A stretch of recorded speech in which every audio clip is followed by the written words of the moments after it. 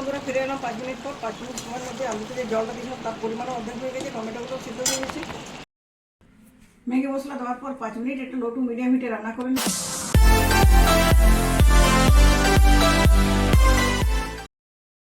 নমস্কার বন্ধুরা, আজকে আরেকটি নতুন ধরনের রেসিপির সাথে আমার চ্যানেলে আপনাদের সবাইকে স্বাগত জানাচ্ছি। বিভিন্ন অসুবিধার কারণে মাঝে কয়েকদিন আমি নিয়মিত ভিডিও পোস্ট করতে পারিনি। তো বন্ধুরা আজকে আবার ভিডিও পোস্ট করা শুরু করেছি নতুনভাবে। আজকে আমি বানাবো আলু চচ্চড়ি। আলু চচ্চড়ি আমাদের গ্রাম বাংলার খুবই প্রচলিত রেসিপি। আমরা সকালে জলখাবারে, রাত্রের খাবারেও আলু চচ্চড়ি বানিয়ে খাই। আলু চচ্চড়ি বানানোর জন্য এখানে 500 গ্রাম আলু কেটে নিচ্ছি। দেখুন আমি খুব ছোটোও কাটিনি, খুব বড়ও কাটিনি।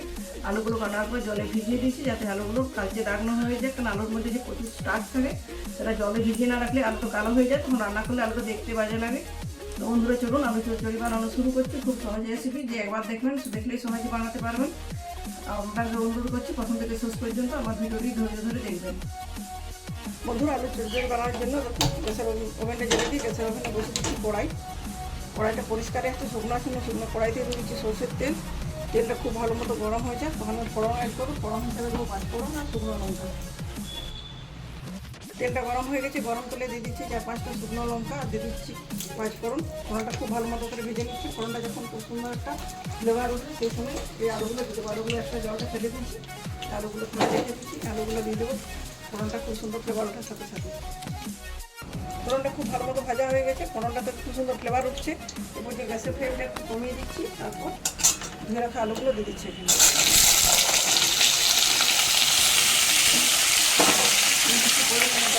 লবণটা কিছুক্ষণ নাড়াচাড়া করি, তারপর হলুদ দিলাম।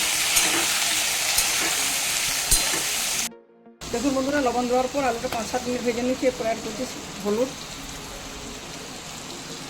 দেওয়ার পর খুব ভালো মতো দুধ করে 10 মিনিটের জন্য ঢেকে দিচ্ছি।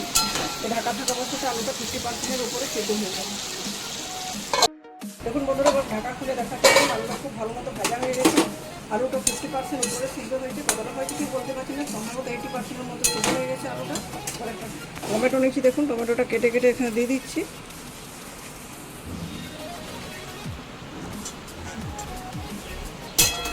টমেটোটা দেওয়ার পর নাড়াচাড়া করে দিচ্ছি যাতে টমেটোটা নরম হয়ে যায়। তারপর এখানে জলের দেবো, এতটা পরিমাণ জল দেবো যাতে আলুটা ডুবে যায়। খুব বেশি জল দেওয়ার এখানে প্রয়োজন না। গ্লাসটাতে জল আছে, 1 গ্লাস জল এখানে দিয়ে দিলাম। তারপর এটা ঢেকে দিচ্ছি। ফিরে আসছি 5 মিনিট পর। বন্ধুরা ফিরে এলাম 5 মিনিট পর। 5 মিনিট সময়ের মধ্যে আলুতে যে জলটা দিলাম তার পরিমাণও অর্ধেক হয়ে গেছে, টমেটোগুলো সিদ্ধ হয়ে গেছে। এবার চচ্চড়িতে দিয়ে দিচ্ছি সামান্য একটু চিনি। চচ্চড়ি রান্নায় যেহেতু টমেটো বেশি একটু টক আর ঝাল এদের জন্য দিচ্ছি কাঁচা লঙ্কা। একটু চিনি দিলে স্বাদটা ব্যালেন্স থাকে। কাঁচা লঙ্কাগুলো মাঝখান থেকে চিড়ে দিয়ে দিচ্ছি এখানে।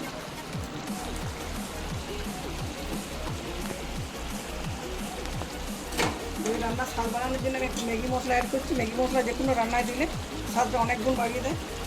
ম্যাগি মশলা দেওয়ার কারণে এই আলু চচ্চড়ির স্বাদটা দুর্দান্ত হয়। তো বন্ধুরা আমার অলমোস্ট আলু চচ্চড়ি রেডি হয়ে গেছে। এটা আমি কিছুক্ষণ ঢেকে রেখে দিচ্ছি, তারপরে অন্য পাত্রে ট্রান্সফার করে নিয়ে ফিরে আসছি। ম্যাগি মশলা দেওয়ার পর 5 মিনিট একটু লো টু মিডিয়াম হিটে রান্না করে নিচ্ছি। তারপরে কাঁচের পাত্রটাতে আলু চচ্চড়ি ট্রান্সফার করে নিচ্ছি। ম্যাগি মশলা দেওয়ার কারণে আলুর চচ্চড়ির স্বাদ আমার 1000 গুণ বেড়ে গেছে। তো বন্ধুরা আমাদের দুর্দান্ত স্বাদের আলুর রেসিপি অবশ্যই আপনাদের ভালো লাগবে। আপনার বাড়িতে একবার বানাবেন। আমাদের গ্রাম বাংলায় প্রায় প্রত্যেকের ঘরে সকাল এবং রাতে সবজিটা বানানো হয়। সকলের পক্ষে প্রস্তুত যে দাম সেটা খাওয়া সম্ভব নয়, সেই জন্য তারা চচ্চড়ি বানিয়ে খান। আপনারা অবশ্যই বাড়িতে বানাবেন। কীরকম লাগলো কমেন্ট করে জানাবেন। আমার রেসিপিটি যদি ভালো লাগে লাইক, শেয়ার এবং চ্যানেলটি সাবস্ক্রাইব করে আমার পাশে থাকবেন। আজকের মতো এ পর্যন্ত। পরের দিন দেখা হবে নতুন কোনো রেসিপির সাথে। ধন্যবাদ।